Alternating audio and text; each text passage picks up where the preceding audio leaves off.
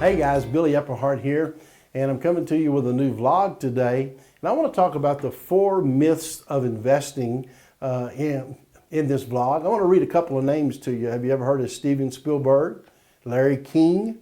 Maybe I know you've heard of the New York Mets. Don't know if you've heard of the owner of the New York Mets or the Philadelphia Eagles, a football team, of course, NFL. Mark Zuckerman, who's a famous real estate billionaire, and the Royal Bank of Scotland. Every one of those names that I just read to you are victims of the Bernie Madoff scandal, or investment scandal that happened about 10 years ago. And the reason I share that with you is because one of the first myths of investing of the 4, number one is that people who have money know how to invest it. I mean, think about it for a minute. Steven Spielberg made his money where? He made it in directing and making movies, not in investing. If you think about Larry King, where did Larry King make his money? He made his money primarily in television. And so the point is just because somebody has money does not necessarily mean they know how to invest your money. So in some of these other blogs, we are going to be talking about how to invest, but I want to give you some myths to try to help you have a frame of reference, especially during this time that we talk about this subject. The second myth is that people who have built a successful business know how to invest money. Well, let me say this. Anyone who has built a successful business, I can tell you, deserves the accolades and credit for them, going the extra mile, being the entrepreneur they needed to be to build it where it is today. So for them, we give them kudos and compliment them, anyone who's built a successful business. But on the flip side of that, so you know, most people who have built successful businesses know how to do that business. Whatever business it is they built, they know how to do it. So I had a friend who called me several years ago, and I don't have time to tell this whole story on this vlog, but to really shorten it, I flew out to the city where this particular person was, and he owned a large group, a good group of very successful franchise hamburger stores. And he had made an investment in some other type of industry besides the particular hamburger franchises. And he was calling me because it was a real estate investment. And he was calling me because he had gotten in trouble on that real estate investment. And so I went over there and began to work with him and his attorney. I said, I'll come with you. I'll come to you on one condition. He said, what's that? I said, I'll come if you have your attorney and your accountant in the same room at the same time when I come. He says, really? I said, yeah.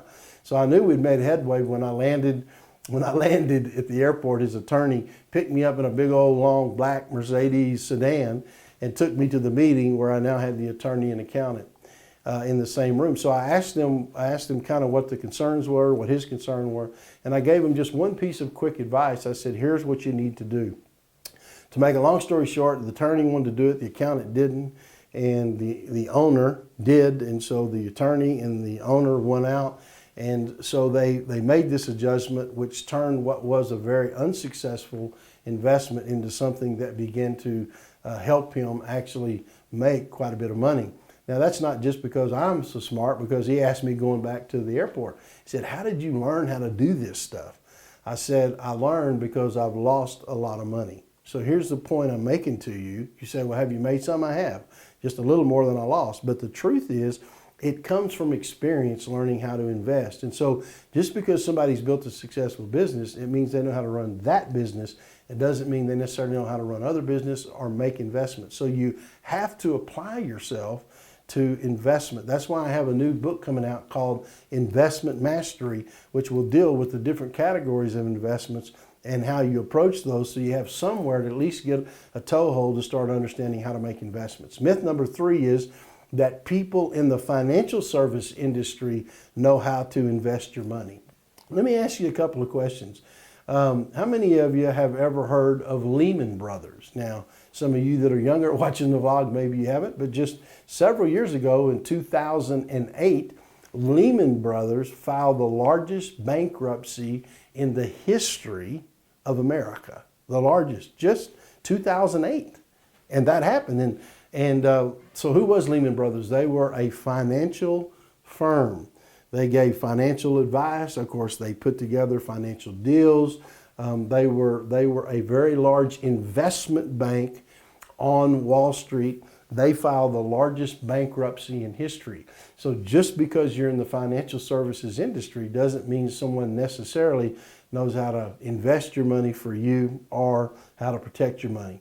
And in fact, I found this humorous. In the Wall Street Journal in 2008, there were two brothers who are quite famous today, actually in the political realm. They sold their business for $1 billion cash. $1 billion cash. That means they got all the money at that time. That's pretty rare, you know, to get all the money at one time. And so they told Merrill Lynch that they wanted to invest it safely and only pay them 3% a year. All they wanted to draw down was 3%. Now, I can tell you that's reasonably a no-brainer. I'm not telling it's always automatic, but it's pretty, 3% is pretty confident you can do that. Merrill Lynch, in the first 6 months, lost $250 million by where they had put the money. And so I'm just sharing you that with you. Just because somebody's in the financial services industry doesn't necessarily mean they know how to invest it. The point is you need to learn about investing yourself. And then myth number 4 is that the richest Americans are primarily invested in stocks and mutual funds. That is not accurate. The richest Americans are primarily invested in their own business. And secondly, they're taking what they make out of that business, and they typically have real estate holdings that have something to do with that business or around that business. That's what the richest Americans are invested in. So here's 4 myths that I've shared with you today in this vlog on investing. I hope and trust that you find this helpful. This is to encourage you. The purpose of this vlog was to encourage you that you need to learn some things yourself about investing, begin to apply yourself and read and be looking for our new book called Investment Mastery. It'll be coming out soon. We'll see you again here on another vlog. Thanks. Bye-bye. Listen, I want you to know, some people say, how can I follow you? How can I get a hold of you? You can follow us on Facebook at Billy Epperhart. You can follow us on Instagram, also on Twitter. So we're all over the social media universe. Also, you can go to our website, BillyEpperhart.com, and there's all kind of blogs, vlogs on there. In addition to that, people have asked, well, how can I get more involved? And one of the things you do when you go to the website, you can click right on the Give Partner button if you want to help us in our endeavors in both of our nonprofits. We have 2. One is called Tricord Global. You can tricordglobal.com, and our Wealth Builders, where we give the financial and educational information so you can really help us, and we would appreciate you doing that. So thanks for watching. We'll see you later.